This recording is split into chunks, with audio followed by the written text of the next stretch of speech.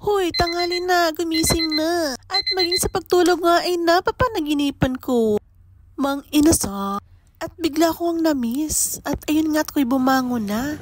At naalala ko may natitira pa. Tira pa nga pala ako itong konting babo. Na almost 2 linggo na. Uy, hiniwa ako na nga at gusto ko nga sana yung inasal. Pero mukhang hindi mangyayari. Antigas be, frozen.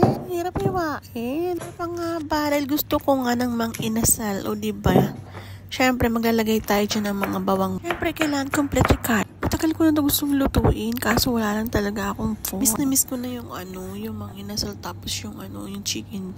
Yung chicken, diba? Sarap-sarap kaya. Ko ba dito at walang mang inasal? Wala din Jollibee. Ito, nakakauma. Pero syempre, ay na nga at gagawa na nga ako ng sarili kong recipe.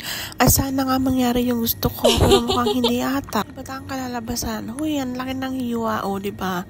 Mukhang mag-aaway pa ata dito. Ganun talaga. Kapag may malaki, yun unang kukuhanin. Uy, ewan ko ba yung mga bata ngayon? Alam ko nga, ayun nga, at ako yung may isasambay pala din. Habang nga naghintay tayo mag-marinate ng ating pork, syempre nagsasampay muna ako at ayan na nga, napakainit. Kaya ngayon, nga, chinek ko nga kung pwede na, hindi pa pala. Siyempre, magliligpit muna ako habang nagmamarinate tayo. O, diba? 7:20 na pero napakainit pa rin. O, tayo na nga, binaligan ko na, lulutuin ko na, diba? Balot ko sana sa foil pero hindi na lang. Ganyan na lang para open. Open-minded. Curious. So, siyempre, ayan nga, diba? Sana nga maging katulad siya ng iniisip ko mang inasal. Pero para talagang hindi mangyayari. O, diba? Pero okay naman yung sauce niya. Siyempre, lulutuin ko din yung sauce para may sauce siya. Siyempre, ayun na nga at pinakulo-kulo ko na, diba? Para malapot. Tapos ay binalikan ko na, natutong yung taba. Huy! Natutong. Pero okay na rin yan. At ayun na nga, inis ko, pag uwi nila, may dala silang McDo, diba? Nag-effort ako magluto kasi nga, pas tayo sa mga ganitong mga frozen food.